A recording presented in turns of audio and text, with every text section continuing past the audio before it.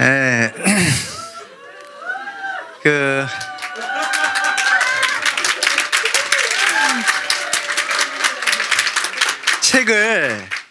책을 많이 갖고 왔어야 되는데 책을 너무 조금 갖고 왔어요. 그래가지고 제가 그 책을 갖고 오고 그 다음에 나가는데 우리 목사님이 저한테 책 이 남은 거 가져가라고 하는데 책이 너무 많이 남았더라고요. 그래서 제가 다음 주에 가져갈게요 하고 갔는데 다음 주에 왔더니 책이 다 팔렸다는 거예요. 제가 그걸 알았으면 미리 책을 더 갖고 오는 건데 지난 수요일날 주제가 뭐였습니까? 오늘은 뒤엉킨 대인관계의 미드풀기인데 지난주는 피할 수 없는, 그래서 전제가 있었다 그랬죠. 전제, 무슨 전제죠? 전제가 대인관계를 나눌 때의 중요한 전제. 우린 일주일만 지나도 다시는 기억지 아니했더라. 자, 대인관계에서 중요한 거는 전제가 이거였어요. 다 같이 읽을까요? 시작. 이걸 잊지 마셔야 돼요. 갈등은 필연적이다. 두 사람 이상이 있으면 갈등은 필연적이다. 이유가 뭐였어요? 이유가 갈등이 필연적이라는 것은 비껴갈 수 있는 사람이 없다는 거예요. 그러니까 지난주 주제가 뭐냐면 피할 수 없는, 인생을 살아가면서 누구도 피할 수 없는 대인 간의 갈등을 다뤘는데 왜 갈등이 필연적이에요? 알고 보니까 갈등의 뿌리가 뭐예요? 죄성이었던 거예요. 죄성. 우리가 죄를 극복할 수 없는 것처럼, 누구도 죄로 벗어날 수 없는 것처럼 갈등의 뿌리가 알고 보니까 뭐였어요? 하나님과의 관계가 깨어지는 순간, 하나님과 나와의 관계가 갈등의 관계가 되는 순간 모든 관계가 훼손됐던 겁니다. 나와 너의 관계가 훼손되고, 나와 자연과의 관계도 훼손되어지고, 나와 내 자신도 훼손되기 시작해요. 그래서 내가 내 몸에 대한 지혜롭고 충성스러운 청지가 되지 못하는 거예요. 그래서 몸이 망가지는 겁니다. 내 마음도 망가지는 거예요. 그래서 모든 관계가 훼손이 되는 겁니다. 자, 대인관계를 말할 때 우리가 잊지 말아야 돼요. 여기 이제 결혼하신 분들, 왜 우리 부부가 이렇게 갈등이 있을까? 필연적이에요. 필연적. 그러면 그래서 중요하게 생각해 봐야 돼요. 이 필연적 대인관계에 대해서 비그리스도인, 하나님을 만나지 못한 사람과 하나님을 믿지 않는 사람과 내가 그럼 뭐가 달라야 될까요? 나는 하나님 믿는데. 자, 질문. 뭐가 달라야 된다 그랬어요? 갈등이 필연적인데 그리스도인도 갈등이 필연적이고 비그리스도인도 갈등이 필연적이에요. 똑같네요 보니까. 자, 그럼 질문. 크리스찬의 차이는 뭐죠? 오케이. 들으셨죠? 뭐라 그러셨어요? 크리스찬은 나와 너의 갈등 가운데 역사하시는 하나님의 손길을 경험한다는 거예요. 이게 크리스찬의 구별된 삶이에요. 이 차이가 반드시 있어야 돼요. 내가 거듭났고 그래서 하나님을 믿음에도 불구하고 나와 너의 갈등이 여전히 지속되어지고 해결이 되지 않는다. 그러면 이것은 하나님 앞에서 진지하게 다시 생각해 봐야 돼요. 왜냐하면 우리가 예수 그리스도를 만난다는 사건은 회복의 역사예요. 회복의 역사. 이것은 인간의 노력과 인내와 극기가 아니에요, 여러분. 그것은 뭐예요? 하나님이 내 인생에 가장 놀라운 역사를 일으키는데 그게 뭐예요? 새 생명과 함께 회복의 역사를 일으키는 거예요. 회복의 역사를. 그렇기 때문에 그리스도인의 특권은 뭐예요? 이 필연적 갈등의 회복의 역사를, 치유의 역사를 간섭하지 않는 역사를 경험하는 거예요. 그 간증이 있어야 돼요. 간증. 갈등은 여전히 있는데 그 갈등 가운데 뭐가 있다고요? 역사하시는 하나님에 대한 손길의 간증이 있어요. 자, 이 갈등이 특징이 있다 그랬죠. 갈등의 뿌리는 모두 다 우리 안에 있는 죄예요. 죄인데 이 갈등의 특징이 뭐라 했어요? 다 같이 읽을까요? 시작. 너 때문에 라는 거예요. 너 때문에. 야, 이거는 저는 이 말씀을 통해서 이런 걸 끄집어내요. 말씀을 통해. 아담이 그러잖아요. 너 왜 범죄했느니? 너 왜 벌거벗은 걸 알았니? 그랬더니 너가 왜 죄인임을 깨달았니? 라고 말했더니 뭐라 얘기해요? 하나님이 주신 이 여자가 이렇게 얘기하는 거예요. 내 뼈 중에 뼈요, 내 살 중에 살이라고 말했더니 이게 무슨 말이라 했어요, 여러분? 나와 뗄래야 뗄 수 없는 하나, 이거였어요. 그런데 그와 나의 관계가 깨졌는데 제일 원인이 누구라고요? 이 여자를 주신 하나님 아닙니까? 이게 갈등의 특징이에요. 너무나 놀랍게도 3,500년 전에 쓰여졌던 이 내용이 지금도 동일하게 나타나는 거예요. 지금도. 그래서 갈등이 일어날 때마다 저는 이제 일터에서 사역을 하니까 이제 우리가 모인 교회에 있으면 이렇게 다 좀 경건해 보이잖아요, 다. 그죠? 얼굴이 얼마나, 아까 우리 목사님 얘기했던 얼굴이 얼마나 환하고 밝고 좋아요. 그죠? 근데 일터에 가면 그렇지 않다니까요. 일터에 가면 너무 리얼해, 그냥. 일터에 가면 그래서 너무 안타까운 게 믿는 자와 믿지 않는 자가 구분이 안 될 때가 너무 많아요. 오늘 이제 그 얘기 다시 복습할 텐데 왜 그래요? 그 이유가 이해관계가 있는 곳이기 때문에 그래요. 갈등의 뿌리에 중요한 게 아까 좀 이따 얘기한 이해관계인데 그곳에서는 심각해요. 자, 그런데 그 갈등이 이제 아주 리얼한데 여기는 다 이렇게 거룩해 보이고 경건해 보이는데 일터 현장은 안 그렇다 그랬잖아요, 그죠? 자, 그 필연적 갈등 가운데, 자, 근데 왜 이 갈등을 우리가 깊이 있게 이해를 해야 되느냐? 두 번째 때문이에요. 두 번째 뭐죠? 이게 나의 삶에 혼란과 고통을 수반하기 때문에 그래요. 그러니까 갈등은 반드시 뭐예요? 나의 삶 전체를 흔들어요, 그냥. 그러니까 무시할 수가 없어요. 갈등이 일어나면.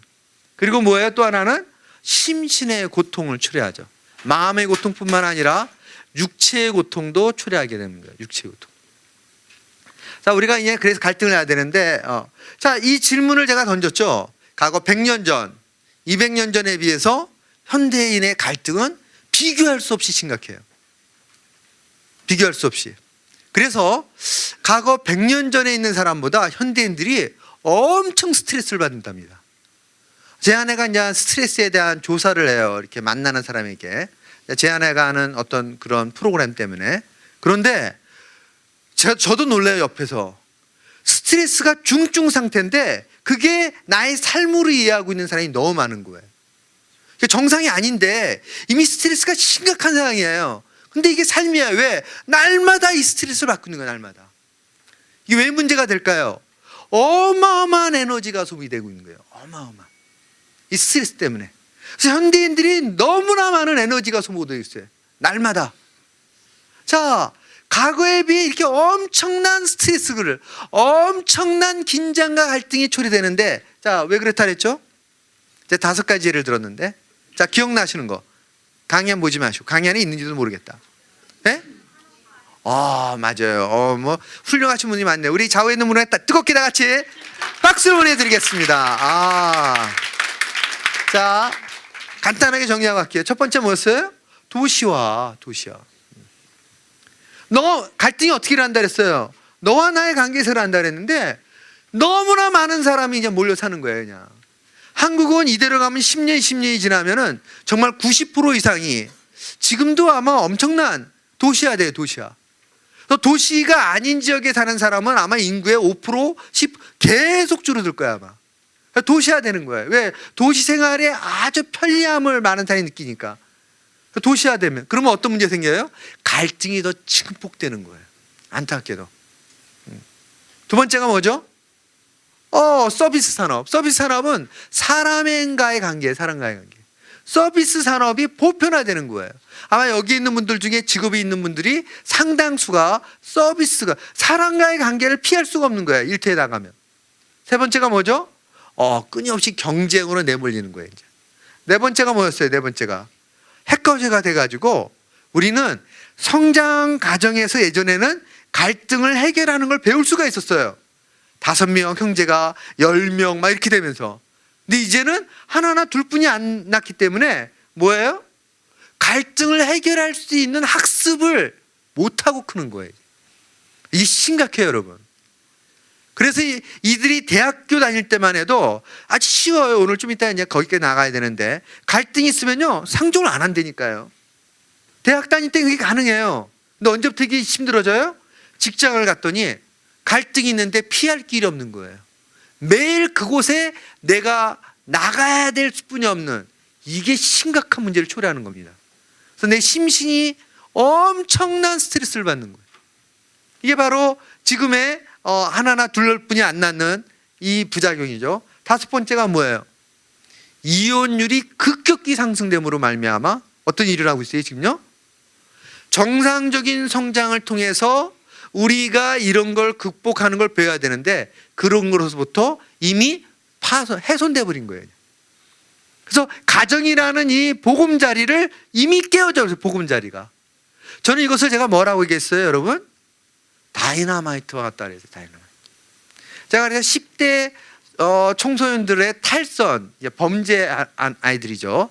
미성년자들이. 그러면 보호관찰제도라는 게 있어요. 윤재훈 부장판사님이란 분이 했는데 이분을 어떻게 만나게 됐네요. 그래서 이 부장판사님 지금 이제 변호사 생활을 하셨다가 지금은 연세 많아서 어떻게 될지 모르겠어요. 하여튼 오래전에 만났는데 한 15년 뭐 이전에 만난 것 같아요. 이분을 만났는데 이분이 저한테 제안을 하기를 목사님 혹시 10대 비행 청소년들을 위해서 좀 사역 좀 안 해보시겠어요? 근데 저도 청소년 때 조금 이렇게 그렇게 지냈어요. 그래서 제가 고등학교를 중퇴했어요 사실은. 4년간 다니고. 그럼 비행 청소년이냐? 그건 아니고 건강이 문제였는데 일단 이렇게 학교를 이렇게 다니면 정상적 생활이 안 돼요. 그래서 제가 고등학교 시절이 너무 힘들었어요. 근데 이 중고등학교 아이들의 일탈했을 때 이들을 이렇게 소년원에 보내지 아니하고 이게 법적으로 해가지고 상담하는 어떤 프로그램이었는데 제가 그래가지고 이 아이들을 만나기 시작했어요. 제가 그 얘기만 하면 오늘 밤샐 수가 있어요. 제가 이제 아이들을 하나 만났고 이제 이 아이들의 이제 좋은 현상이 나니까 너무 막 보내주는 거예요. 그냥 막 계속 그냥. 그래서 제가 주사역이 바뀌겠더라고요. 비행 청소년 사역으로. 그 당시에 이랜드의 사목이었는데 애들을 이랜드로 불렀는데 애들이 오는 거예요. 그러면 현관에서 이 경비하시는 분이 목사님 한 아이가 찾아왔는데 목사님 찾아온 거 맞나요? 이런 자가 내려가면 비행 청소년이 있는 거예요. 제가 얘를 상담하면서 회사도 구경시켜주고 애들과 함께. 근데 얘네들이 이렇게 존중받아본 일이 없어가지고 이때 제가 충격을 받았던 건 뭐였냐면 여러분 서울에 달동네가 있다는 거 아세요? 어딘지 아세요? 제가 좀 오버한 거죠. 그러니까 얘네들이 이렇게 만나기만 해야 되는데 안타까워가지고 얘네들을 가정방문도 가고 얘네들의 보통 결손가정이에요. 엄마가 없고 엄마가 이혼했거나 가출했고 아빠가 있는데 아빠가 병이 들었거나 알코올 중독자거나 뭐 하여튼 정상이 아니에요 가정이. 그래서 이 아이들이 이미 성장 과정 자체가 비행 청소년이 될 수뿐이 없게끔, 이게 바로 이 내용이에요 여러분. 이 내용. 제가 이 아이들을 만나면서 너무 마음이 아프더라고요. 정말로 정말 눈물 날 정도로. 그래서 제가 이 아이들의 가정방문도 가고 그리고 제가 범죄자의 길로 가는 그 코스를 얘네들을 상담하면서 영화로 만들어도 되겠더라고요. 얼마나 드라마틱한지. 근데 너무 안타까운 것은 이 아이들을 선도할 수 있는 방법이 없는 거예요. 그래서 제가 만났던 아이 중에 너무 충격적인 아이는 중학교 1, 2학년이었던 것 같아요. 근데 키가 아주 작았는데 이 친구는 언제부터 범죄하는지 아세요 여러분? 초등학교를 들어가기 전부터. 어떻게 범죄했을까요? 범죄의 길로 갔을까요? 이렇게 나가면 안 되는데 오늘. 요 얘기만 할게요. 흥미진진하죠, 그죠? 진짜 한 아이의 인생 스토리를 듣는데 얘는 좀 작은 아이였어요. 얘보다 5살 몇 살 많은 초등학교 5학년, 기껏해야 6학년, 많이 되면 중학교 1학년 이 정도뿐이 안 되는 형이 얘 데리고 가요. 어느 동네로? 개인주택 단지로 가요. 요즘은 어떤지 모르겠는데 가면은 옛날 재래식 마을은요, 이 골목길 있으면 집에 철문 있죠. 철문에 뭐가 있었냐면요, 화장실이 담에 붙어 있었어요. 그러니까 집안에 화장실이 않고 박혀 있는 거예요. 그럼 화장실 문을 열어놓잖아요, 창문을. 그 창문으로 얘가 들어가요. 그래가지고 이 아이가 초등학교 5학년 6학년뿐이 안 됐다니까요. 우리가 볼 땐 애가 조그만 애를 데리고 갔다가 아무도 없으면 얘를 그 창문에 넣는 거예요. 그러면 얘가 들어간 다음에 문을 따주는 거예요. 그러면 들어가가지고 집에 있는 걸 다 훔친 다음에 그 다음에 얘한테 놔두고 얘는 잡혀도 뭐 형사처벌 아무것도 없으니까 지가 먼저 나와요. 그러고 휘파람을 딱 부르면 얘가 이걸 가지고 나오는 거예요. 그리고는 여러분 초등학교 5학년 6학년 프로와의 프로 얘기를 들어보니까 이 얘기하면 이제 밤샐 수 있어요, 그죠? 이 아이들 하나하나의 그 스토리들 심각해요, 여러분. 그래서 제가 그때 이 생각을 했어요. 교회가 이런 아이들에게 눈을 뜨고 이런 아이들과 결혼을 맺는 거야, 그러니까. 그러면 이 사회의 미래가 그래도 희망이 있다. 이런 생각이 그때 들었어요. 그 다음엔 또 뭐예요? 제가 말씀드렸던 것처럼 범죄가 너무 많이 증가했어요. 우리가 그래서 예를 들었잖아요. 처음 봤는데 너무 과도하게 친절하면 기분이 좋은 거 아니에요, 그날은. 그죠? 이 사람이 무슨 계획이 있나? 어떤 의도가 있어서 그러나? 상당히 우리는 경계의 대상이 되는 시대에 살게 된 겁니다. 자, 그래서 과거에 비해서 엄청난 갈등과 스트레스로 내몰리고 있는 겁니다. 우리가 이런 시대에 살고 있는 거예요. 자, 기억나시죠, 이제 다? 자, 그래서 우리가 그러면 갈등을 언제 어떻게 경험하고 그럼 대안이 뭔가 이거를 했는데, 자, 갈등을 일으키는 가장 보편적인 이유, 제일 원인과도 같은 게 뭐였어요? 그게 바로 이해관계.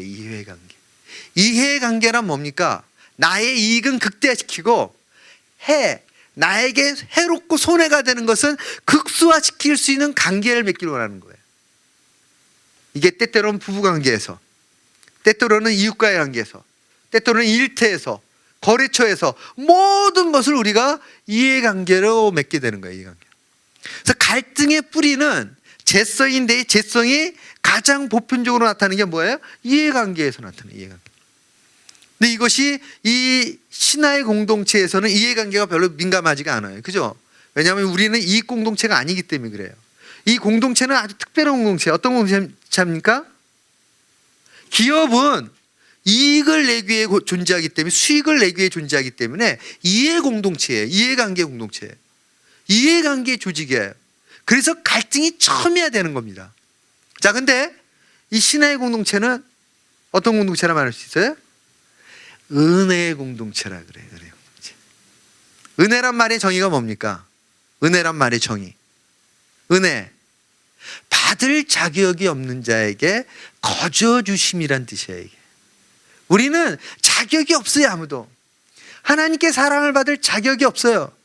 근데 하나님으로 말미암아 아무 자격이 없음에도 불구하고 거저 받은 것을 누리는 그 공동체예요, 우리가. 은혜 공동체. 저는 그래서 이 은혜 공동체에 들어왔다는 것 자체가 일단 그 사람은 축복의 여정으로 들어온 거예요. 그래서 어떤 사람은 이 은혜 공동체로 들어옴으로 정말 가시적인 변화들이 일어나는 거예요. 그리고 반드시 일어나야만 해요, 이게. 오늘 갈등이란 주제에서도 뭐예요? 이 갈등의 회복의 역사를 경험해야 되니까. 그래서 나와 나의 관계에 변화가 일어난다니까요. 반드시 경험해야 돼요, 반드시. 자, 이 은혜의 공동체에 들어온 이 축복의 여정으로 들어온 이분들을 향해서 우리 옆에 있는 분들한테 다 뜨겁게 다 같이 박수를 보내드리겠습니다. 네. 아니, 여전히 박수를 언짢게 치시는 분이 있는데 온 마음을 다해서 박수를 보내겠어요. 자, 여러분, 이게 너무 중요해요. 저는 이제 제 아내가 이런 말을 해줄 때 지난주인가 요번 주인가 하여튼 뭐 2, 3일 전이었던 것 같은데 이제 어떤 분을 만났죠. 제 아내랑 같이 만나는데 이제 뭐 이렇게 얘기하다가 이제 제 아내가 그분한테 막 얘기하면서 그러는 거예요. 내 남편 목사님이 너무 많이 바뀌었어요. 야, 내가 눈물이 날 뻔했어요. 눈물이. 내 아내가 그렇게 얘기해 주는 걸 보고 아니 막 둘이 얘기하면서 뭐 여러 가지 그냥 부부 갈등 얘기 뭐 막 하면서 너무 많이 맡기세요. 너무 많이. 제가 너무 감사해요. 진짜 뭐 감사하냐면 야 하나님의 은혜는 저는 제가 40 정도 되면 되게 원숙한 아주 성숙한 성인까지는 아니더라도 아주 이렇게 그럴 줄 알았어요. 근데 40이 됐는데 제가 너무 실망했어요. 저 자신에 대해서. 제가 50이 되면 내가 좀 인생이 더 멋있게 변하리라 이렇게 기대했어요. 근데 50이 됐을 때도 제가 너무 실망했어요. 제가 59세거든요 지금. 내년에 60이 돼요 제가. 근데 제가 이제는 70이 되는 것에 대한 기대가 있어요. 왜냐하면 우리가 변화가 있더라고요. 신앙생활은 before와 after가 있는 삶이에요. 그래서 2017년은 16년에 비해서 after가 있어야 돼요. after가. 그리고 2018년은 2017년에 비해 after가 있어야 되는 거예요. after가. 이게 신앙생활이에요. 저 이 기대가 있는 겁니다. 내 인생에 대한. 저는 여기에 연세 관계없어요. 혹시 80이 넘으신 분 있나요? 저는 80이 넘었습니다. 한 분도 없네. 그러면 이제 까불면 안 돼요. 왜 그럴까요? 하나님이 모세를 80서부터 쓰시는 거예요. 그래서 제가 확신했어요. 야, 80도 하나님께 쓰임받는 삶의 시작이 될 수 있구나. 그럼 80이 안 되신 분들은 이렇게 말하면 안 돼요. 이제 내 나이가 그렇게 까불면 안 돼요. 아시겠죠? 누구도. 80이 돼도 하나님이 그를 통해 일하시는 거예요. 80이 돼도. 근데 갈등의 뿌리가 뭐라고요? 이해관계. 자, 이걸 제가 예를 들었던 게 뭐였어요? 아브라함과 조카로 오셨어요. 아브라함과 조카로. 자, 아브라함과 조카로도 피할 수 없는 갈등이었어요. 이 갈등에 대한 대안이 뭐였죠? 이 갈등 해결하는 방법? 갈등 해결하는 방법. 기억이 납니까? 오케이. 아브라함이 조카 롯에게 말해요. 야, 너가 자하면 나는 우하고 네가 우하면 난 자하리라. 이렇게 얘기하는 거예요. 저는 그래서 처음에는 이게 아브라함의 성숙한 삶이 조카 롯에게 양보를 하는구나 라고 생각했어요. 근데 제가 이 말씀을 보고 나서 이게 가능할까? 자, 기억나세요 이 말씀? 한번 다시 한번 읽어봅시다. 또 너를 시작.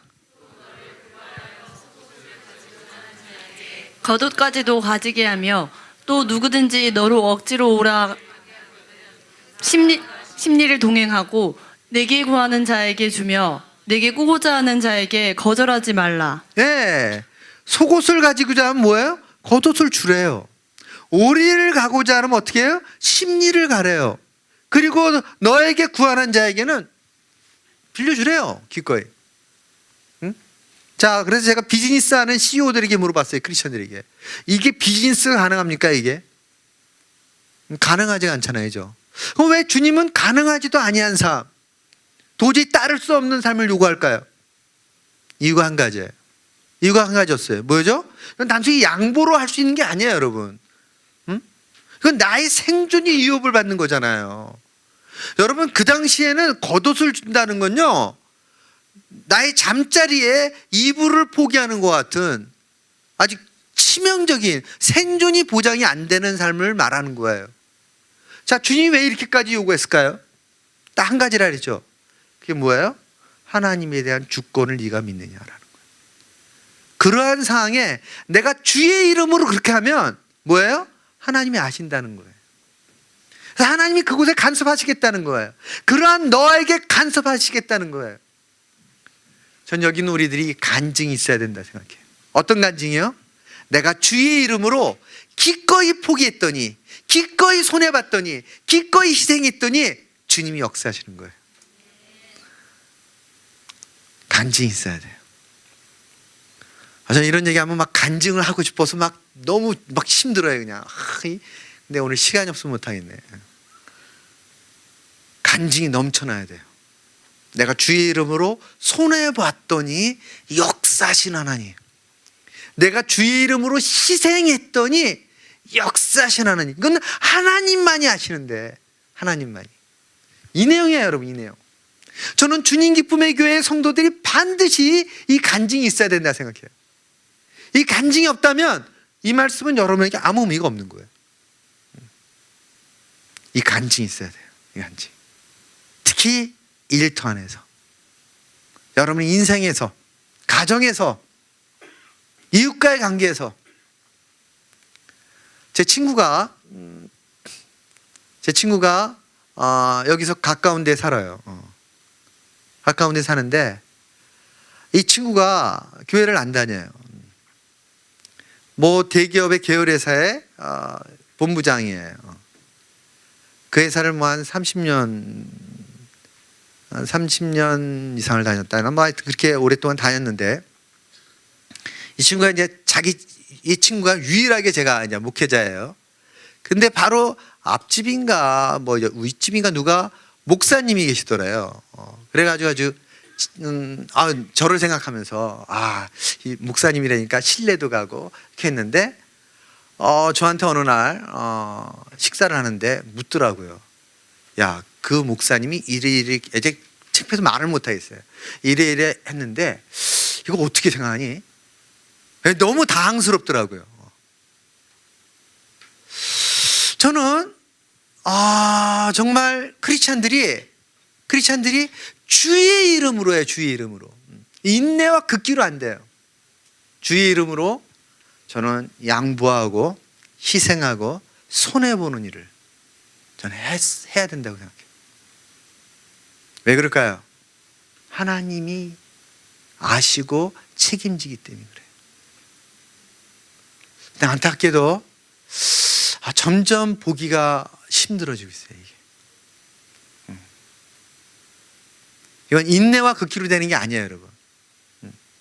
주의 이름으로. 자, 인정과 인기를 받는 문제. 이거 지난번 여기까지 했어요. 인정받는 게 정말 인간은요, 하나님 형상으로 지원받은 인간은 인정을 받고자 하는 욕구가 있더라고요. 그래서 아무리 고상하고 뭐 훌륭해 보여도 아니에요. 누구나 우리는 인정받고자 하는 욕구가 있어요. 근데 가인과 아벨의 관계에서 하나님의 아벨을 인정해 주시고, 아벨과 그 아벨이 드린 제물을 하나님 받으시고, 가인과 가인이 드린 제물은 받지 않자 가인이 분노하기 시작했어요. 그래서 어느 날 어떻게 했어요? 그를 때려 죽였어요. 가인이 아벨을 죽인 이유가 뭐예요? 인정을 받지 못했는데, 인정을 받지 못하자 어떤 문제 생겼어요, 여러분? 시기심. 인정을 받고자 하는 욕구는 저는 잘못됐다고 생각하잖아요. 근데 인정받지 못할 때 일어나는 뭐예요? 죄로 말미암아 시기심은 이건 범죄예요. 자, 또 한번 볼까요? 요셉과 형들의 관계에서도 아버지 야곱이 11번째 아들인 요셉에게 이 채소옷이 뭐라 했습니까? 채소옷이 긴 소매와 긴 기장에 뭐예요? 귀족과 감독이 입는 옷이었다 그랬어요. 근데 그 당시에 목동들은 제가 얘기했잖아요. 미니를 입고 다녔다니까요. 딱 걸쳐서 그냥 허리띠 딱 매고 다니는 거. 그랬는데 이 아들에게만 이 감독과 귀족이 입는 옷을 입혔어요. 왜 그랬을까요? 후계자로 낙점했다 그랬잖아요. 후계자로. 그러자 어떻게 해요? 10명의 형들이 이것이 감당이 안 되는 거예요. 아니, 현실적으로 부족장인 아버지가 11번째에게 후계자를 섰으면 10명의 형들은 뭐예요? 자기네들은 이제 아버지의 재산과 영향력과 아무 관계가 없게 되었어요. 그러자 그들이 어떻게 해요? 그 요셉을 제거하면, 자, 이때 일어나는 게 뭐예요? 이때 일어나는 게 시기심이라고 해요. 시기심. 자, 여러분, 시기심은 다 공통점이 있어요. 세 번째도 볼까요? 여러분, 다윗이 블레셋과의 전쟁에서 이기고 돌아옵니다. 근데 여인들이 노래를 불렀다 그랬죠. 사울이 죽인 자는 천천히요, 다윗은 만만히로다. 그러자 여러분, 이 배경을 아셔야 돼요. 이스라엘과 블레셋과의 관계가 어땠을까요? 이 초대 이스라엘 국가에서. 성경을 공부하면 이게 너무나 여실히 나타나는데, 사울이 초대 왕이었어요. 이스라엘 초대 왕, 1대 왕이죠. 1대 왕인데 이 사울이 하나의 이제 독립된 나라를, 국가를 형성해 가는데 최대 위협적인 존재가 누구였어요? 블레셋이었어요. 블레셋. 그래서 이 블레셋 때문에 여러분이 성경 읽어보면은 산이나 계곡이나 굴에서 살았어요. 왜? 이들의 마차와 전차 부대가 오지 못하게 하기 위해서. 그러니까 속수무책했던 거예요. 대적이 안 되는 거예요. 블레셋과는. 그런데 다윗이 등장하자마자 놀라운 일이 난 거예요. 어떤 일이었죠? 다윗은 블레셋과의 전쟁에서 단 한 차례라도 패한 일이 없는 사람이에요. 블레셋과의 전쟁에서의 승리는 민족 전체 축제였던 거예요. 축제. 그런데 이 축제 가운데 다윗이 블레셋을 이기고 전쟁에 이기고 돌아올 때 모두가 축제에 빠지는데 단 한 사람이 뒤틀리기 시작했어요. 심리. 누구였어요? 그 사람이? 사울왕. 왜 사울왕이 그랬다고요? 시기심 때문에. 나에게 하나도 손해된 게 없었어요. 그렇잖아요, 여러분. 왕권이 더 강화되는 상황이잖아요. 그리고 여러분이 알다시피 다윗은 실제로 사울왕을 죽일 수 있는 분명한 기회가 있었음에도 불구하고 쿠데타를 일으킬 의사가 없다는 것을 보여줬어요. 근데 사울왕이 단 한 가지 때문에, 뭐예요? 시기심 때문에. 자, 시기심이 특징이 뭐예요? 다 같이 읽어볼까요? 시작. 시기심으로 나타난다. 두 번째. 시기심은 비교되어지는 상대를 죽이고 싶을 정도의 증오심으로 발전한다. 오, 여러분 이게 특징이에요. 자, 다같이 두 번째 다시 다 같이 읽어봅시다. 시작. 시기심은 비교되어지는 상대를 죽이고 싶을 정도의 증오심으로 자, 발전한다. 세 번째는 시기심은 결국 시기의 대상이 제거되기를 원한다. 이게 내 안에 있더라고요. 전 제가 시기심이 없는 줄 알았어요.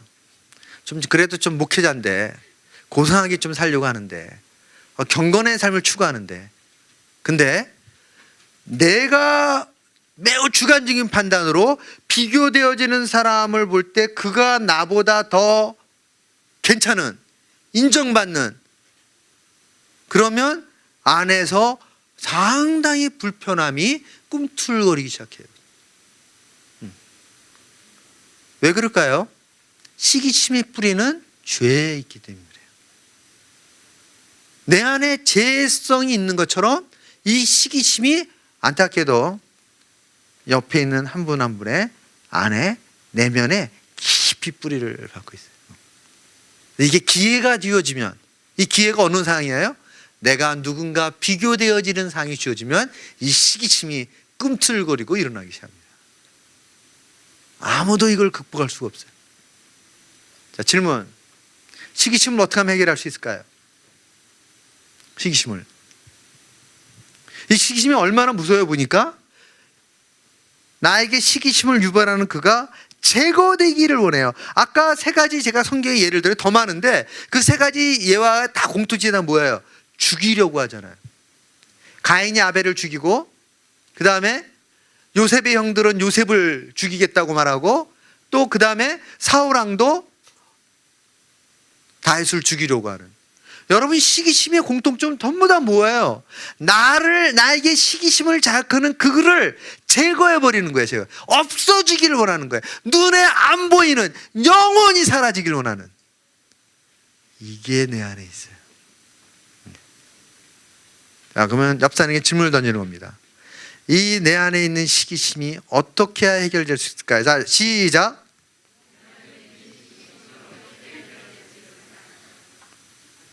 네, 고백하시면 돼요. 고백하시면.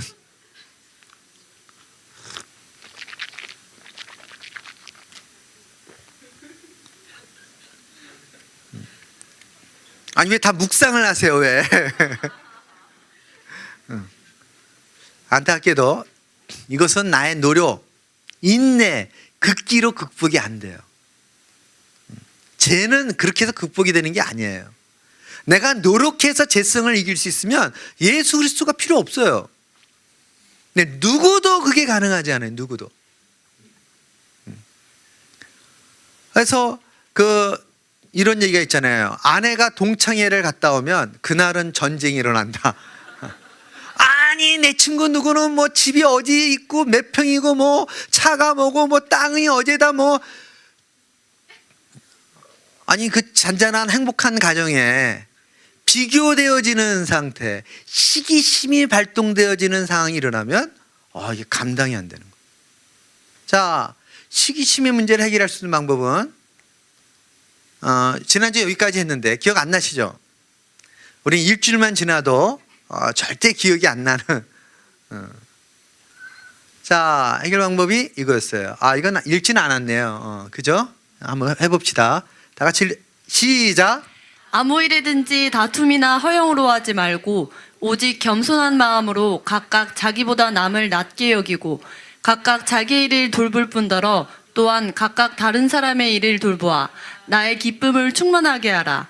너희 안에 이 마음을 품으라. 곧 그리스도의 예수의 마음이니. 이 지금 그 상황을 말해주고 있는 거예요. 갈등의 상황, 시기심이 발동하는 상황. 성경은 정말 놀라워요. 너무 리얼해요. 그래서 공동체 안에도 이게 일어난다는 거예요. 여러분, 제가 큰 교회 협동 목사로 예전에도 있었고, 이제 뭐 지금은 제가 여기서 이제 뭐 그 매주 오질 않으니까 잘 모르겠지만, 이제 교회에 이렇게 성도들이 많으면 장로님 사이에서, 권사님 사이에서, 집사님 사이에서 이게 이제 힘들게 하는 일이 생기는 거예요. 어떨 때? 비교되어질 때. 그리고 나보다 더 인정되어지고 할 때 이게 너무 힘들어지는 거예요. 아무도 뭐라 그러지 않았는데 내 안에 있는 이 재성, 이 시기심이 꿈틀꿈틀거리는 거예요. 왜 나도 괜찮은데 왜 나는 저렇게 존중받지 못하고 왜 아무도 뭐라 그러지 않았는데 내 안에서 이 재성이에요, 재성. 자, 근데 이 사건에 대해서 사도 바울이 빌립보 교회를 자기가 뭐라 말한다고요? 아무 일에든지 다툼이나 허영으로 하지 말고 어떻게 하라고요? 오직 겸손한 마음으로 자기보다 남을 낮게 여기라. 여러분, 이게 너무 중요한 거예요, 여러분. 시기심이 일어날 때 그 상대에 대해서 인정해 주는 거예요. 뭐라고요? 그의 장점을, 그의 특징을, 그의 멋지게 하는 일을. 여러분, 이걸 하셔야 돼요, 진짜. 소리내 구체적으로 인정해 주는 거예요. 제가 했더니 너무 편해요. 그러니까 나보다 더 멋있고 잘 나가는 사람에 대해서 그 친구는 정말 역량이 있고 대단하더구만 라고 인정을 하는 거예요. 그냥 그러면 시기심이 좀 희한하게 바뀌어요. 인정을 했잖아요. 그죠? 시기심은 뭐예요? 인정이 안 되는 거예요. 내가 누군데 인정하라는 거예요. 나보다는. 왜냐하면 이제 나중에 거기까지 오늘 진도가 안 날 것 같은데 그와 내가 다른 거예요, 여러분. 외모도 다르고 은사도 다르고 특징도 다르고 성장 과정도 다르고 하나님이 다르게 쓰시는 거예요. 그럼 인정을 해야 되는 거예요. 인정을 하면 시기심이 좀 다른 게 나타나요. 시기심을 일단 인정을 하는 거예요. 인정. 목회자들 사이에도 여러분 시기심이 있어요. 왜 누군 저렇게 목회를 멋지게 잘할까? 왜 나 이렇게 할까? 내가 저 친구보다 더 괜찮은 것 같은데. 비교되어질 때마다 인정을 하는 거예요. 김 목사님은, 우리 김대주 목사님은 목회를 정말 잘하셔. 제자 훈련을 정말 잘하셔. 인정을 하는 거예요, 그냥. 인정. 그러면 간단해요, 그냥. 자, 두 번째 원리를 가르치죠. 다 같이 시작. 각각 다른 사람의 일을 돌보아 나의 기쁨을 충만하게 하라. 두 번째 원리를 가르쳐주는데 어떻게 하라고요? 네 일 잘하는 거예요. 그냥. 너가 해야 될 일 하는 거야. 너가 해야 될 일. 그가 하는 일 잘하는, 그게 아니라 네 할 일 잘하는 거야. 네 할 일. 시기심을 극복하는 방법이 두 번째 뭐라고요? 내게 원하는 게 뭘까? 주님이. 또 이 일대에서 내가 해야 될 게 뭘까? 이 신의 공동체에서 내가 해야 될 게 뭘까? 주님 앞에 서는 거예요. 주님, 나에게 해야 될 일을 알게 해주십시오. 알게 도와주십시오. 그리고 그 일을 잘하고 싶습니다. 멋지게 하고 싶습니다. 그렇게 기도하라는 거예요. 그런데 그 다음이 중요한 거예요. 그래서 너의 일을 잘할 뿐만 아니라 두 번째는 어떻게 해요? 너보다 좀 못한 자는 짐을 함께 저주라는 거예요. 너무 놀랍지 않아요, 여러분? 근데 보통 어떻게 해요? 하대하거나 무시하거나 더 심하면 조롱하거나 그렇게 하지 말라는 거예요. 그러면 시기심을 발동시키는 거죠. 그냥 그 사람으로 하여금 내가 제거되길 원하는 거예요. 그냥 죽어버렸으면 좋은 거예요. 그러니까 영원히 사라지길 원하는 거예요. 그렇게 하지 말라는 거예요. 그래서 너희를 잘하고 너에게 요구하는 걸 잘하고 그 다음에 잘못하는 사람을 지도록. 저는 이 사항을 그대로 내가 나가는 회사에 적용을 해요. 그래가지고 직원들과 상담할 때 이렇게 얘기를 해요. 야, 자네는 이걸 너무 잘하는데 그럼 누가 뭐 하는 거는 좀 같이 하면 안 될까? 근데 그렇게 반응 안 해요. 그럼 같이 잘해야죠. 이렇게 안 한다니까요. 제 할 일도 이렇게는 안 말하는데 요즘 이거예요. 내 할 일도 바쁜데 내가 왜 거기까지 신경 써요? 이게 쉽지가 않은 거예요. 근데 성경은 이걸 요구하고 있는 거예요. 자, 세 번째 이게 결정적인 뭘까요? 이 그리스도 예수의 마음을 품어야 된다는 거예요. 그리스도 예수의 마음. 자, 질문. 그리스도 예수의 마음을 품는다는 게 뭘까요? 자, 옆 사람에게 다 질문 던져보세요. 그리스도 예수의 마음을 품는 게 뭡니까? 시작.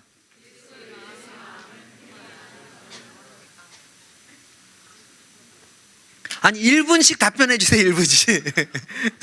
묵상하지 마시고 그리스도 예수의 마음을 품는 게 뭐예요? 그리스도 예수의 마음을 품는 게.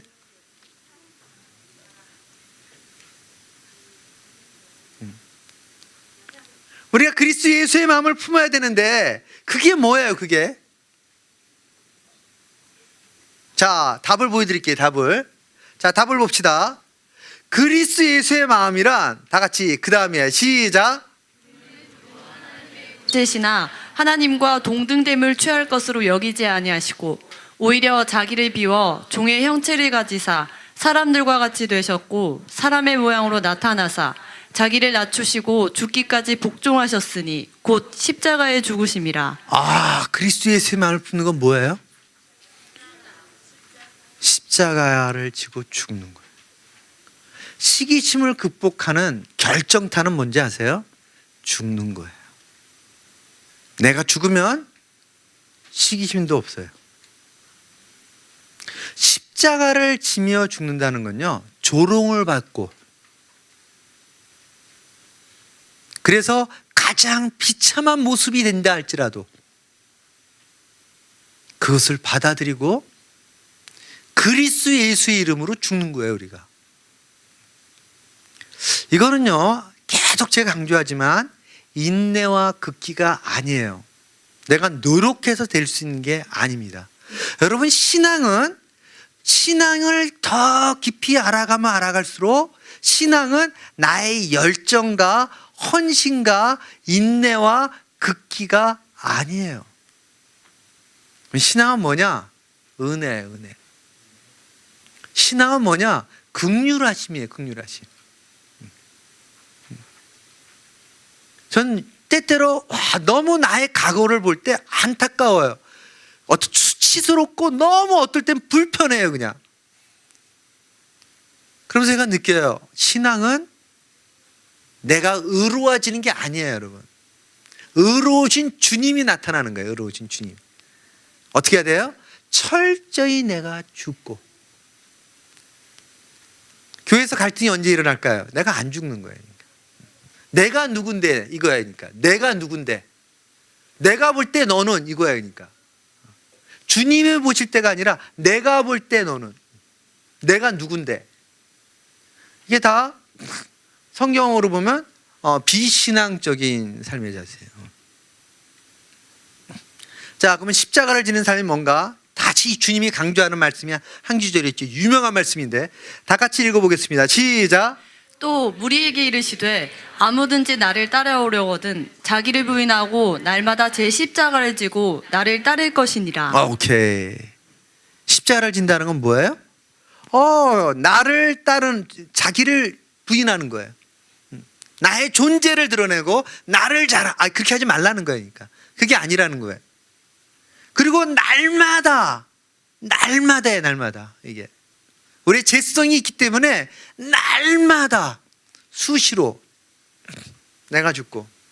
제가 이제 와서 기도할 때 이런 기도를 해요. 하나님, 비천한 저를 세우셔서 오늘 말씀을 전할 수 있는 이 놀라운 특권이라 생각했는데 특권을 주셨는데 제가 드러나지 말게 하시고 주님이 임재하심이 저와 함께하는 모든 분들에게 나타나게 도와주십시오. 이렇게 기도해요.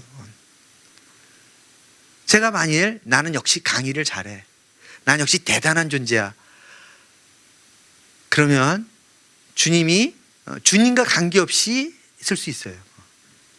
폼도 날 수 있어요. 스스로 만족할 수도 있어요. 근데 공허해요, 여러분. 그리고 심할 경우는 정말 비참해져요. 뭐와 같은지 아세요? 연예인들이 그렇답니다. 제가 연예인 사역을 했었는데 막 한호하고 다 없어졌을 때 내가 없는 거예요, 그냥. 그리고 바람에 날리고 휴지에 날리고 이 껌껌한 이 무대에서 이 공허함을 채울 수가 없는 거예요, 그냥. 그래서 우리가 볼 때 왜 정상급에 올라간 사람들이 자살도 하고 그거로는 인생이 채워지지가 않아요. 인간은 하나님이 아니고는 채울 수 없는 삶의 공허가 있어요. 공허. 그래서 우리가 자칫 잘못하면 목회자인 저도 설교하고 강의하면서 폼나잖아요, 여러분. 어떨 때는 3,000명, 뭐 대형교회 가면 뭐 5,000명. 그리고 내게 주신 은사에 따라 제가 설교를 할 때 움직임에 따라 눈동자 3,000개의 눈동자가 왔다 갔다 하는 거예요, 그냥. 다 보인다니까요, 저는. 이때 이 짜릿함. 그런데 제가 주 안에 있지 않으면 이 D가 너무 공허해요, 너무. 마찬가지예요, 여러분. 여러분도 날마다 내가 주 안에 있을 때와 주 밖에 있을 때를 구분할 수가 있어야 돼요. 똑같아요, 신앙생활이라. 내가 어디서 무슨 일을 하든지 주 안에 있을 때와 주 밖에 있을 때가 구분이 돼야 돼요. 근데 왜 문제가 될까요? 주 밖에 있는 삶이 너무 익숙하기 때문에 주 안에 있는 삶이 구분이 안 되는 거예요.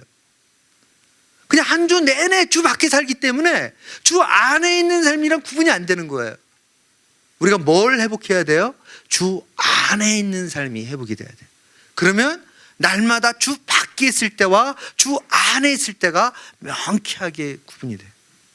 특히 갈등의 문제에서는 더 그래요. 근데 주 안에 있는 삶은 한마디로 말하면 뭐예요? 죽는 거예요. 내가 십자가를 짐으로 죽는 거예요. 내가 죽으면, 내가 주의 이름으로 죽으면 부활의 주님을 경험할 수가 있어요. 이것은 인간이 경험할 수 있는 평안이 아니에요. 인간이 경험할 수 있는 기쁨도 아니에요. 인간이 경험할 수 있는 그 만족이 아니라니까요. 그리고 대인간의 갈등에서도 내가 죽으면 그렇게 나를 힘들게 했던 이 시기심으로 말미암아 나를 너무나 갈등 속으로 내몰랐던 게 내가 죽으면 이 자유함, 아무것도 아니었는데 그 헛것, 그리고 그것에 내가 이 흔들렸고 매달렸고 그래서 했던 그 초라함에 대한, 그러나 지금은 너무 자유함. 우리가 이걸 경험해야 돼요. 신앙은요, 수준이 있어요, 수준이. 기도도 수준이 있어요. 그래서 저는 여러분들이 정말 주 안에 있는 삶을, 그러니까 날마다 주 안에 있는 삶을 경험하고자 하는 이것이 신앙생활이에요. 근데 언제부턴가 우리는 이 놀라운 경건의 삶을 잃어버렸어요. 언제부터? 이 모임교회만이 주 안에 있는 거로 착각하는, 이게 사단의 전략이에요, 여러분. 심하면 뭐예요? 예배당을 나가면서부터 본색이 완전히 비포 애프터가 바뀌는 거야, 진짜. 비극적으로.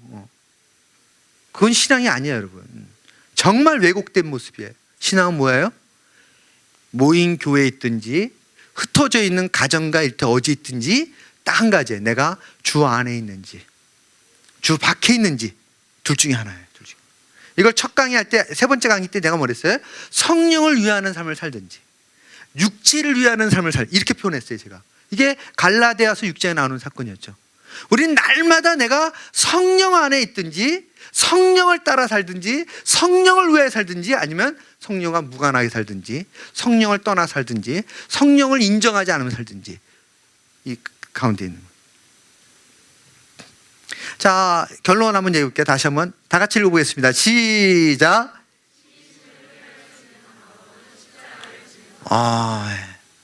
시기심을 해결하는 방법은 십자가를 지는 거예요. 쉽게 말하면 뭐예요? 주를 따라 죽는 겁니다. 어떨 때 죽을 수 있어요? 이거 은혜야. 이게 주님과 함께 할 때 가능해요. 이게 은혜라 그래요. 저는요. 이건 내가 용기를 그게 안 된다니까요. 인간은 죄성은 극복이 안 되는 것처럼 내가 나서는 순간 안 돼요. 불가능해요. 어떻게 돼요? 내가 죽는 것도 주의 은혜가 있어야 돼. 주 안에 있을 때, 주님과 동행할 때만이 주의 이름으로 죽을 수가 있는 거예요. 자, 이 세 번째는 다 같이 읽어볼까요? 시작. 갈등. 무시당하는 건 이제 모욕적인 사건이 일어나는 건데, 성경에 이 너무 놀라운, 제가 이제 나중에 이 주제만을 가지고 책을 쓰고 싶어요. 갈등에 대한 주제만 가지고. 이건 시리즈로도 쓸 수 있어요. 시리즈로도. 지금 제가 여러분에게 이렇게 한 가지씩 보여주는 이 하나하나는 목회자들에게는 너무 놀라운 설교 본문이에요. 그러니까 하나하나가. 실제 제가 이렇게 하기도 해요. 그래서 대인 간의 갈등은 한 10주, 15주 이렇게 이 주제만 가지고. 왜? 하나하나가 나의 삶을 너무 리얼하게. 그래서 저는 성경은 뭐예요? 진리의 책이에요. 진리의 책. 이건 누군가 만든 조작한 책이 아니에요, 여러분. 그렇기 때문에 몇천 년 전에 쓰여졌음에도 불구하고 지금도 살아 역사할 수가 있는 거예요.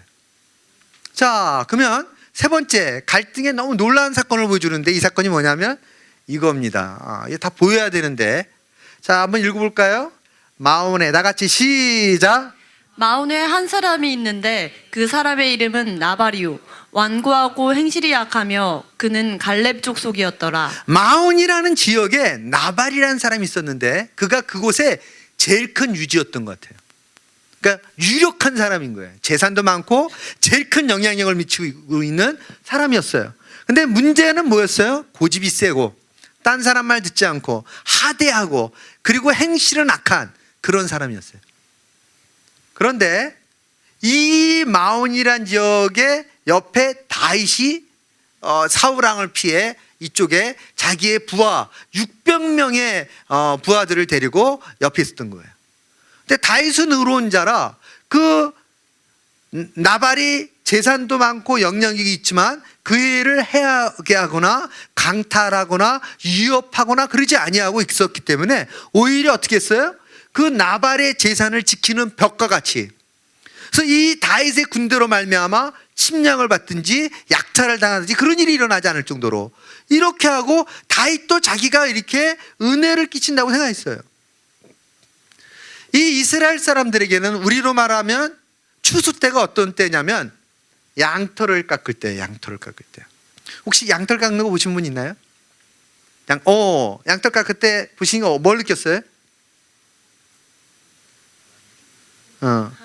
양털 깎는데 제가 너무 놀란 거는 뭐 양의 종류에 따라 이 양털도 1년에 2번 깎는 게 있고 1번 깎는 게 있고 양의 또 종류에 따라 다양한데 성경에 양 얘기가 많이 나오니까 일단 양만 관계되면 제가 뭔가 하고 봤는데 이제 뉴질랜드를 가서 양털 깎는 걸 봤는데 이 양이 이렇게 뭐 크더라고 거기 양이. 근데 그 큰 양을 갖다가 이 양털 깎는 사람이 뒷다리를 갖다가 양 뒷다리를 두 다리로 딱 한 다음에 상체를 한 다리로 딱 잡더니 기계로 이 양을 깎는 거예요 이렇게. 근데 양털을 깎고 난 이 양의 그 초라한 모습, 이야, 그 양털을 깎았는데요 양털만 이만큼 사이더구만. 1년에 한 번씩 깎는다는데. 그래서 양이 이 털 무게 때문에 뒤집어지면 못 일어난대잖아요, 이 쿠션 때문에. 그래서 몸을 그래서 죽는 거예요 여러분. 배가스가 차가지고. 양이 아주 특별한 특징이 있더라고요. 그리고 근시예요, 근시. 근데 기가 너무 좋아요. 그래서 목자의 소리, 이 단어가 그래서 나오는 거예요. 보여서 따라가는 게 아니라 소리로 음색을 구분하는 거예요. 이분이 내 목자인지 아닌지를.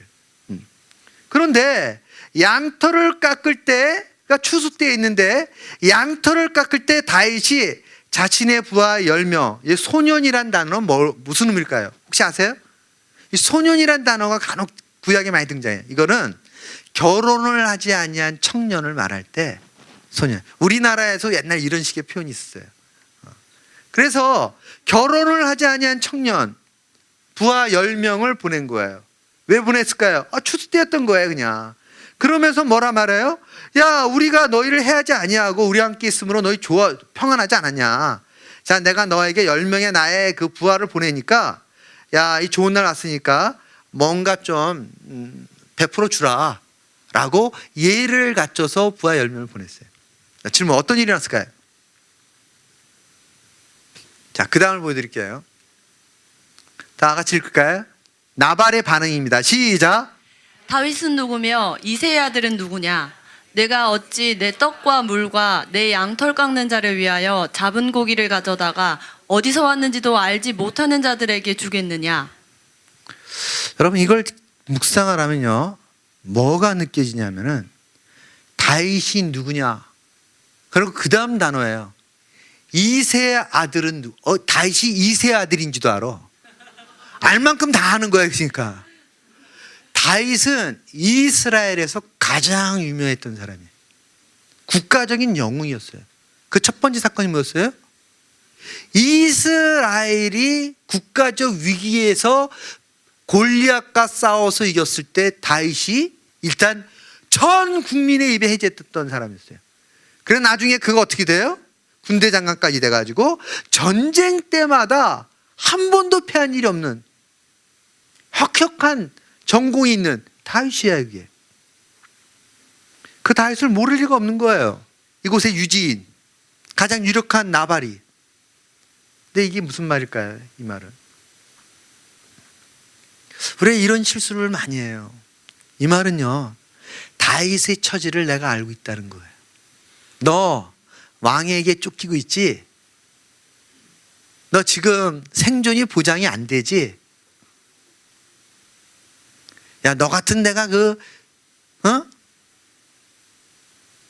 지금 철저하게 이걸 갖다가 어디서 왔는지도 알지 못하는 개벽다구와 같은 너에게 내가 이런 식이에요. 그러니까 한마디로 다윗을 하대하는 정도가 아닌 거예요. 그냥 완전히 무시하고 조롱하는 10명의 부하들을 보냈는데 모욕을 받았어요. 다윗이 지금 나발에게. 자, 다윗의 반응이 어땠을까요? 다윗의 반응. 자, 읽어볼까요? 다 같이 시작. 이르되 너희는 각기 칼을 차라. 각기 칼을 차매 다윗도 자기 칼을 차고 400명가량은 데리고 올라가고 200명은 소유리 곁에 있게 하니라. 부하가 600명이었는데 나름대로 영향력이 있었는데 이 다윗이 모욕을 당했다고 생각하니까 어떤 일을 하냐면 400명의 부하들에게 칼을 차고 모든 남자를 쓸어버리겠다고 가게 됩니다. 자, 모욕을 받자 반응을 어떻게 해요? 지금요? 죽이고자 하죠. 죽이고자. 되게 중요한 것을 보여주고 있어요. 여기서. 제가 이 본문을 보면서 이 신약의 예수님이 이 말씀이 생각난 거예요. 다 같이 한번 읽어볼까요? 옛사람의 말한 바 시작. 옛사람에게 말한 바 살인하지 말라. 누구든지 살인하면 심판을 받게 되리라. 들었으나 형제에게 노하는 자마다 심판을 받게 되고 형제를 대하여 라가라라 하는 자는 용에 잡혀가게 되고 미련한 놈이라 하는 자는 지옥불에 들어가게 되리라. 여러분, 너희가 옛날 율법을 통해 듣기를 살인하지 말라, 누구든지 살인하면 심판을 받게 되리라 라고 알고 있는데, 근데 나는 너희에게 다시 말하기를 원하는데, 너희가 형제에게 노하면, 화를 내면 어떻게 된다고요? 심판을 받게 되고, 그리고 너희가 형제에게 라가라, 이게 무슨 뜻이에요? Get out 이런 맛이에요? 그게 아니고 이 라가라는 골빈 놈라고 하는 모욕을 주는 말이 아닌가, 무시하는 말이에요. 그 다음에 뭐예요?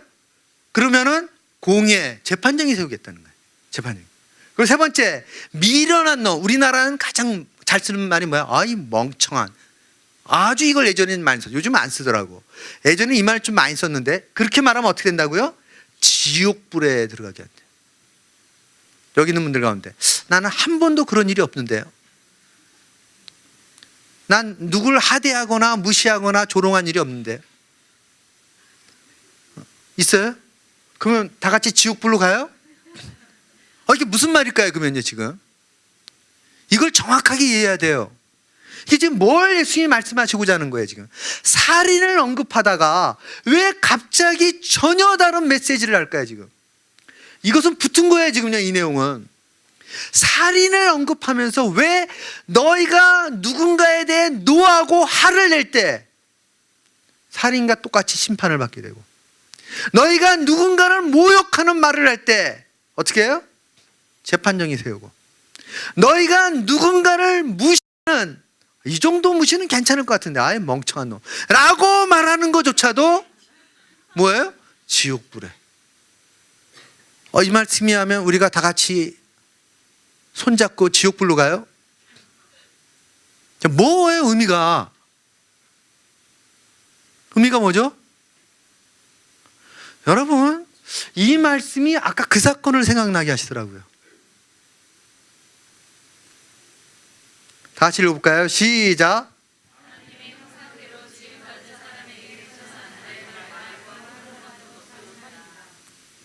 이거 어떤 거예요? 하나님의 형상대로 지음받은 사람에 대해서 너희는 누구도 그를 무시하거나 화를 내거나 조롱하면 하나님이 못 참겠다는 거예요. 여러분, 성경을 보면요, 창세기 1장의 말씀이 창세기부터 요한계시록까지 흘러요. 근데 창세기 1장의 26절의 말씀이 뭔지 아세요?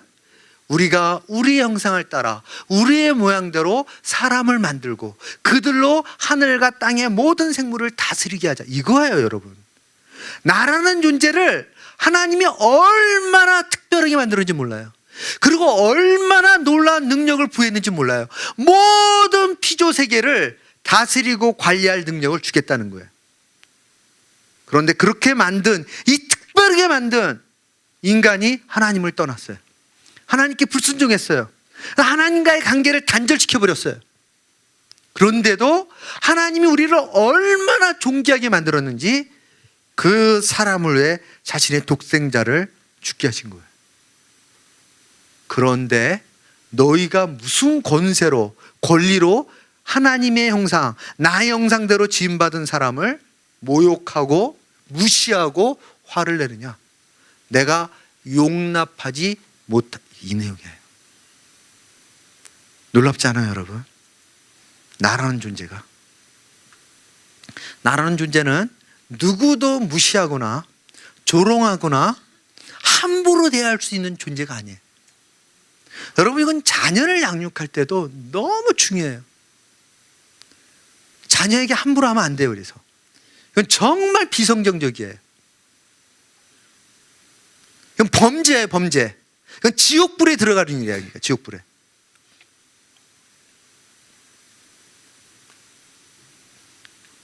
이런 거 봤어요, 여러분? 이 시리즈가 있어요. 오늘 4-5개 쭉 보여드리라 하다가 그냥 하나만. 이게 싱가포르를, 지금 모르겠는데 옛날에 싱가포르 갔더니 그 버스 정류장 이런 데 크게 붙여 있더라고. 알고 보니까 싱가포르의 공익광고예요, 공익광고. 이걸 뭐라 그래요? 언어 폭력도 성경에 의하면 뭐예요? 살인이다라는 개념이에요. 그러니까 말로써도 폭행을 하지 말라는 거예요. 근데 무슨 일이 이루어지겠어요?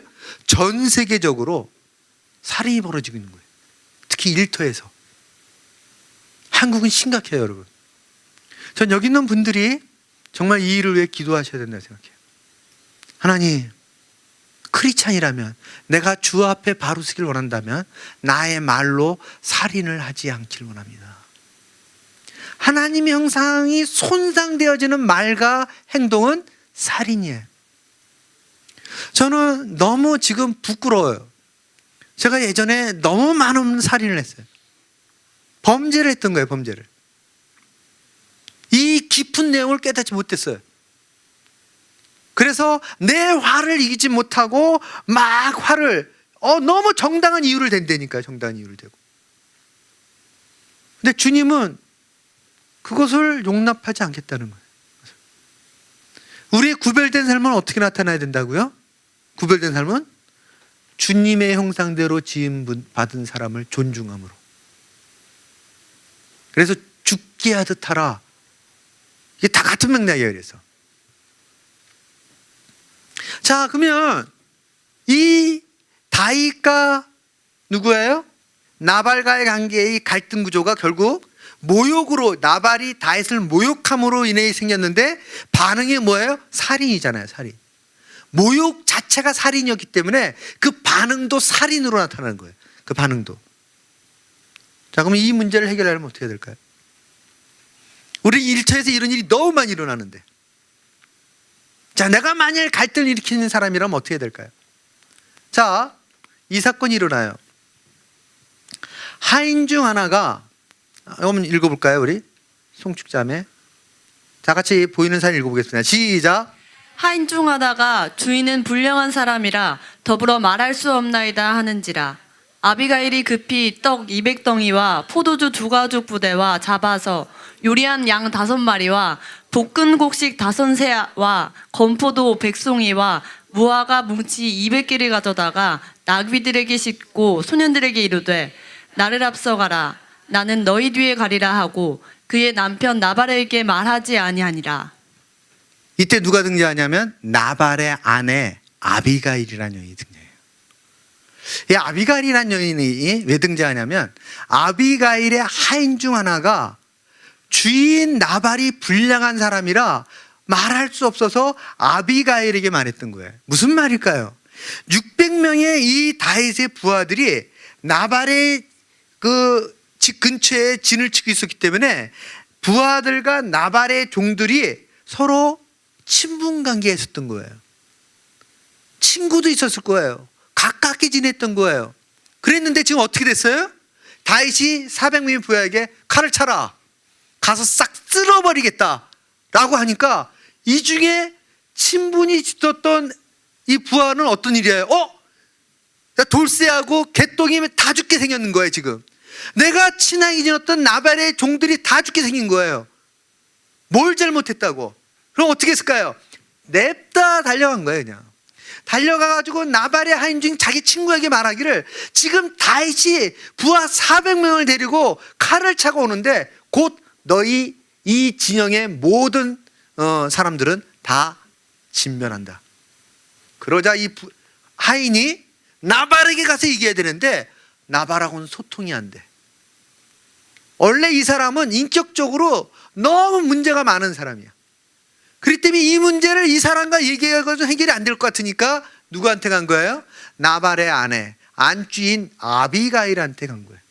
아비가일한테 얘기를 하니까 아비가일도 나발한테 말해야 대화가 안 되니까 어떻게 해요? 급히 자기가 준비해서.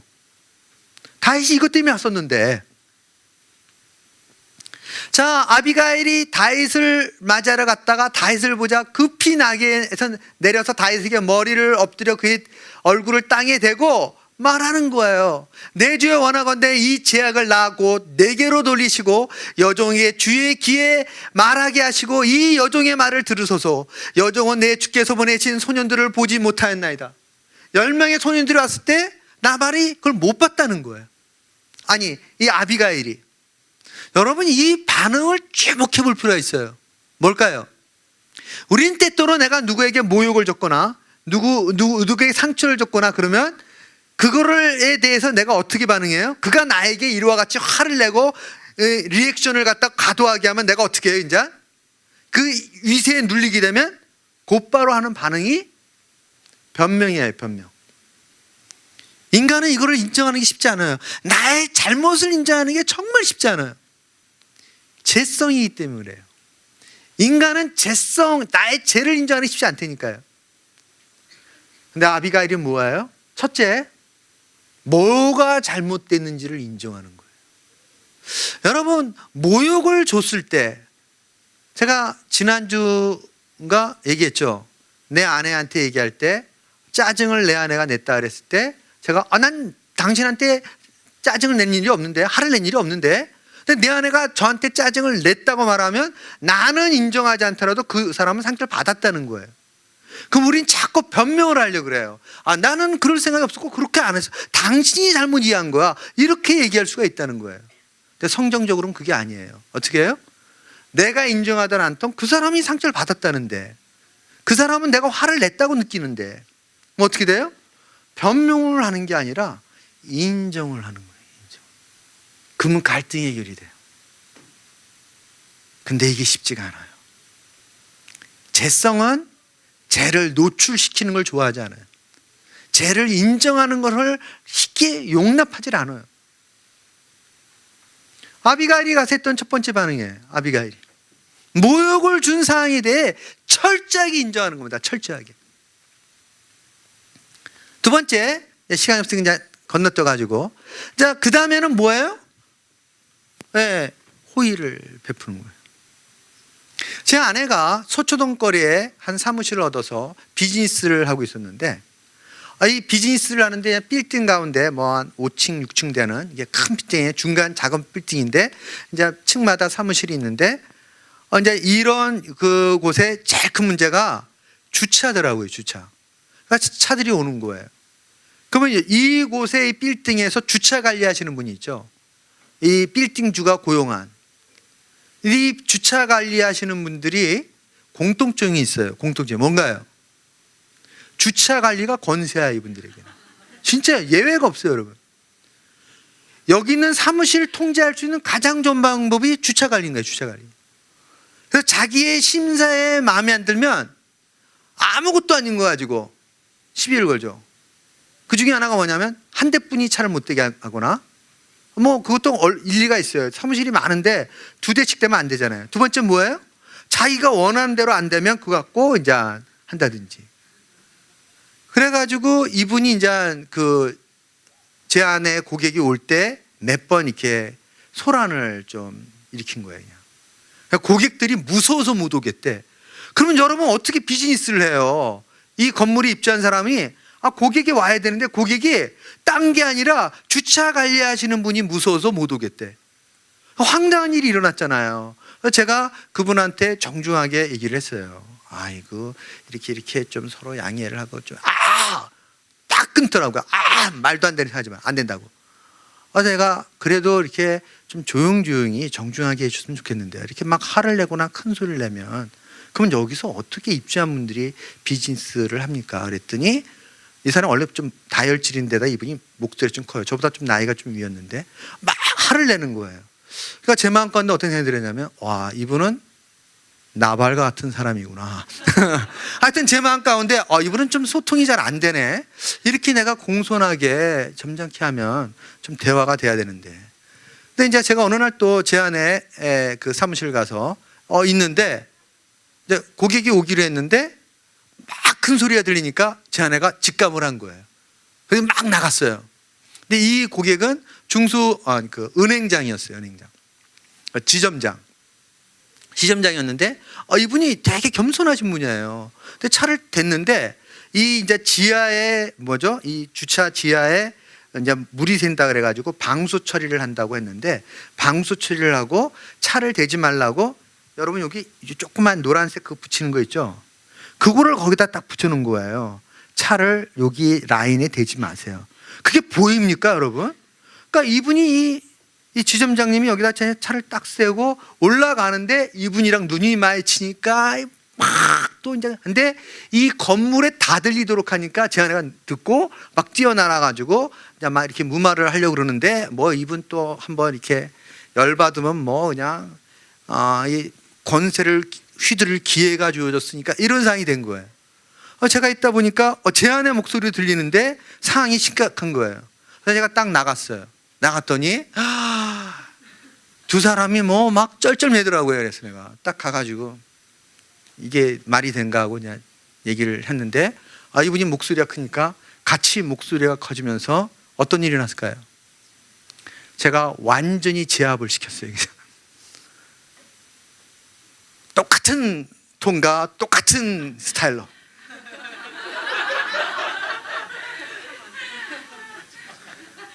딱 그리고 그분이 저 앞에서 깨갱하게 했어요. 그러니까 이제 의기당당하게 탁 들어왔어요. 그러니까 제 아내가 절 보면서 위아래로 너무 존경스러워하는 거야. 내가 이런 사람이야. 그리고 딱 있는데 폼은 나는데 그때부터 이제 말씀을 보고 기도하고 또 그거 내가 이제 우리 목회자 팀을 만날 때도 이제 그쪽 이제 사무실에 이제 회의 뭐 10명 정도가 만날 수 너무 좋으니까 여기서 이제 하고 있는데 이거 할 때마다 기도할 때마다 그분이 스치는데 이게 무서운 거예요. 여기 오면서 이런 분이 있는 거예요. 여기 메토실에 혹시 최영수 목사님이 계시는 이 말이 무서운 거예요. 이제 날 찾아오는 사람들이 여기로 올 때 여기 메토실에 최영수 목사님 혹시 아시나요? 이러면 이분이 그놈이 그렇게 나올 거 아니야 이제. 와, 기도를 할 때마다 이거 큰일 났네. 한 사람만이라도 이렇게 실수하면 영원히 그 사람은 교회를 안 갈 텐데. 이야, 그때 그 목소리 크고 그 나를 능가할 정도로 와. 제가 날마다 기도할 때마다 주님이 그 사건을 질문. 제가 어떻게 해야 될까요, 이제? 이미 다 저질렀는데 아내한테는 존경을 받았는데 제 아내가 저를 너무 멋지게 보더라고. 역시 남편이 있어야지 뭘 좀 하지. 그래서 내가 누군데 이렇게 근데 이게 자유함을 그리고 뭔가 돌이켜야 되는데 수습해야 되는데 이때 이 본문을 주님이 보게 하셨어요. 아비가일이 어떻게 했을까? 물론 제가 그분을 어떤 식으로든지 압도해가지고 그 후로는 그분이 제 눈치를 보더라고. 제가 말은 잘하는 것 같아요. 말은 그것도 조리 있게 당신이 뭐 어쩌죠 이건 창피한 말을 못하겠어. 딱딱딱 얘기했더니 꼬리를 딱 내리더라고 그냥. 그리고는 이제 저 만나면 피해 다니고 이렇게 하고 저는 이제 당당하게 차 세우고 한번 뭐라 그러면 또 저랑 한번 해보시려고요. 이렇게 승산 있는 싸움이라고 나 이렇게 했는데 이게 정말 주님이 원하시는 방법인가? 제가 이 본문을 보면서 결론을 내렸어요. 뭘까요? 변명이 필요 없는 거예요. 두 번째 뭐예요? 두 번째는 호의를 베푸는 거예요. 호의를. 이 빌딩 관리인 기도할 때마다 등장하는 이 사람. 그래서 제가 이 아비가일의 전략을 주님께 받고 제 아내한테 고백하기 시작했어요. 여보, 쟤네 그렇게 있었던 그 사건 내가 기도할 때마다 혹시나 그분이 내가 목회자라는 걸 알면 내가 그분은 신앙을 갖지 못하게 영원히 막는 일이 되는데 이걸 회복해야 되겠는데 어떻게 해야 될까 하면서 나의 고민을 다 얘기하면서 이 사건을 얘기했더니 제 아내가 자기가 해결할 수 있다고. 어떻게 했을까요? 근사한 선물을 가가지고 저한테 갖다 주라는데 제가 못 갖다 주겠더라고요. 그러니까 제 아내가 갖다 주면서 내 남편이 준비한 거라고 해서 괜찮다 아내에서도 들려. 얼마나 큰 소리를 하는지. 괜찮다고 하고 가져가신 거예요. 저희가 1년에 2번에서 3번을 그분한테 선물을 드렸어요. 어떤 일이 일어났을까요? 저희 집은 주차가 무한대야. 우리는 마주치면 그분이 나오면서 그 빌딩주처럼 돼. 빌딩주처럼 떠쳐오면서 그냥. 제가 그때 알았어요. 이분이 존중받지 못하는구나. 그렇기 때문에 그것을 이 허세로 내게 주어진 이 권리로 보상을 받고 싶은 거예요. 나 무시하지 마. 내가 이 정도 힘이 있어. 근데 그분을 존중하고 그분에 대해서 최대한 호의를 베푸니까 그 태도를 취하지 않는 거예요. 그 빌딩을 나온 다음에도 한두 번 찾아가서 그분에게 지나가다가 선물을 드렸어요. 이제는 제가 이 생각이 드는 거예요. 이제 내가 목회자라는 걸 좀 알았으면 좋겠는데 이런 분이었구나 이렇게. 여러분 어떤 일이 나냐면 다윗이 아비가일의 말을 듣고 돌이키죠. 자, 그다음에 어떤 일이 나요? 그다음 다 같이 시작. 한 열흘 후에 여호와께서 나발을 치심에 그가 죽으리라. 나발이 죽었다함을 다윗이 듣고 이르되 나발에게 당한 나의 모욕을 갚아주사 종으로 악한 일을 하지 않게 하신 여호와를 찬송할지로다. 다윗도 큰 실수를 할 뻔했는데, 살인을 당할 뻔했는데, 왜? 분노했기 때문에, 모욕을 받았기 때문에 그 순간 자신의 감정을 컨트롤하지 못하고 엄청난 범죄를 할 수 있는 상황에서 그거 어떻게 했어요? 지금 나바 아비가일로 말미암아 돌이켰는데 어떤 일이 났어요? 하나님이 주권적으로 역사하시는 거예요. 이게 뭘 의미하는 걸까요? 누군가 나를 무시하고 누군가 나에게 모욕을 줘도 내가 그 문제를 가지고 주께로 가면 주님이 역사하신다는 거예요. 우리는 모욕을 당할 때 만일 내가 신앙이 있다면 어떻게 반응해야 되는가? 만일 내가 신앙이 있다. 이 말은 무슨 말이냐면 주님이 어떻게 하기를 원하실까? 이 질문이에요.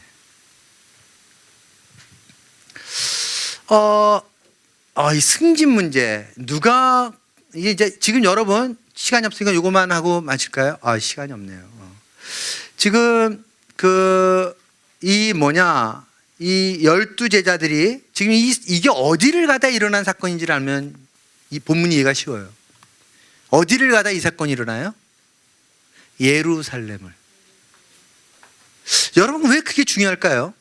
이것은요 곧 수일 뒤에 예수께서 십자가에 죽으시는 사건이 있는 거예요. 이 말은 무슨 말이냐면 예수님의 3년간의 공생의 마무리 단계라는 거예요. 이 말은 무슨 말이냐면 예수님이 이 땅을에서 이제 십자가에 죽으시고 부활하시고 승천하시기가 얼마 남지 않았다는 거예요. 이 말은 예수님이 훈련을 마칠 때가 됐다는 거예요.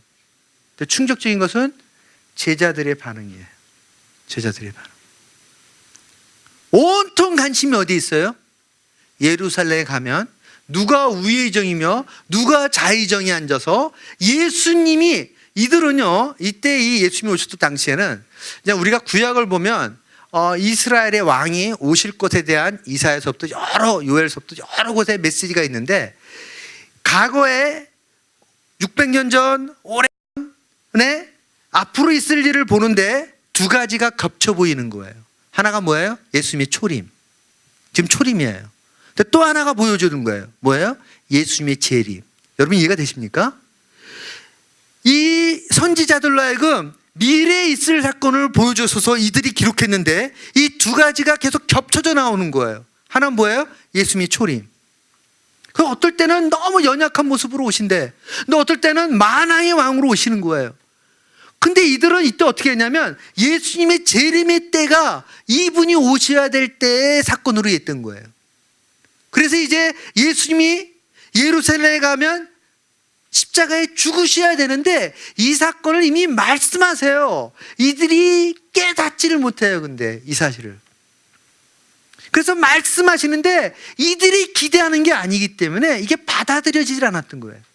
그러자 이들은 어떻게 돼요? 예루살렘에 가면 이 예수께서 오병이어를 행하신 예수께서 기적을 행하신 예수께서 바다 위를 걸었던 예수께서 이제 왕으로 등극하실 텐데 그러면 나는 뭐 어떤 자리를 온통 관심이 거기였던 거야. 온통 관심. 그래서 주님 기쁨의 교회 안에 있는 성도분들이 누가 더 남들이 볼 때 폼나는 위치에서 누가 더 인정만 이거는 예수님이 훈련시킨 제자들도 이 갈등에 빠지는데 뿌리가 뭐예요? 죄성이에요. 죄성. 이게 우리 안에 있어요. 누구도 부인할 수가 없는 게. 자, 요거만 하고 마칩시다. 그럼 대안이 뭘까요? 이 갈등의 문제에 대한 대안이 뭐예요? 대안이 예수께서 이들을 이제 그 다음 절입니다. 말씀하시는데 어떻게 해요? 야, 너희들이 지금 반응하는 것은 믿음이 없는 이 세상의 집권자들, 권력자들이 하는 행동이야. 근데 나는 너희에게 말하노니, 자, 너희 중에 누구든지부터 읽어볼까요? 시작. 누구든지 크고자 하는 자는 너희를 섬기는 자가 되고 너희 중에 누구든지 으뜸이 되고자 하는 자는 너희의 종이 되어야 하리라. 여러분, 이 말씀은 예수님 오시기 이전에 한 사람도 할 수 있었던 말씀이 아니에요. 이것은 인간이 할 수 있는 용어가 아니에요. 인간은 이런 상상을 할 수가 없어요. 이런 사고의 전환이 불가능해요. 어떻게 내가 크고자 하면 섬기는 자가, 이게 노예가 되라는 거예요 지금요. 그래서 너희가 으뜸이 되고자 하면 노예가 되라는 거예요. 노예가. 너희가 최고가 되고자 하니 그러면 노예가 되라. 노예. 이게 말이, 이게 모순이잖아요. 모순. 그 말 자체가 이 세상의 원리와 상식과 지식으로는 이 말 자체가 모순이에요. 모순. 이거는요 인간이 할 수 있는 언어가 아니에요. 근데 왜 주께서 이렇게 하셨을까요? 이렇게 사셨기 때문에 그래요. 제자들이 이것을 본 거예요. 근데 이것은 인내와 극기와 열정으로 가능한 삶이 아닙니다. 이것은 내가 그리스도의 이름으로 죽을 때 경험할 수 있는 놀라운 사건들이에요. 전 주님의 기쁨의 교회에 한 분 한 분이 정말 이 신화의 깊이를 경험할 수 있길 바랍니다.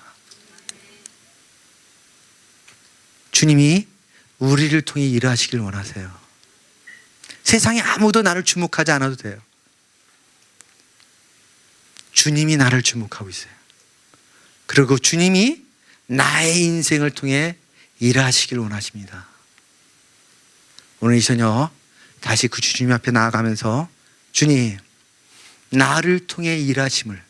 근데 그러려면 어떻게 된다고요? 전제가 십자가를 져야 돼요. 내가 죽어야만 합니다.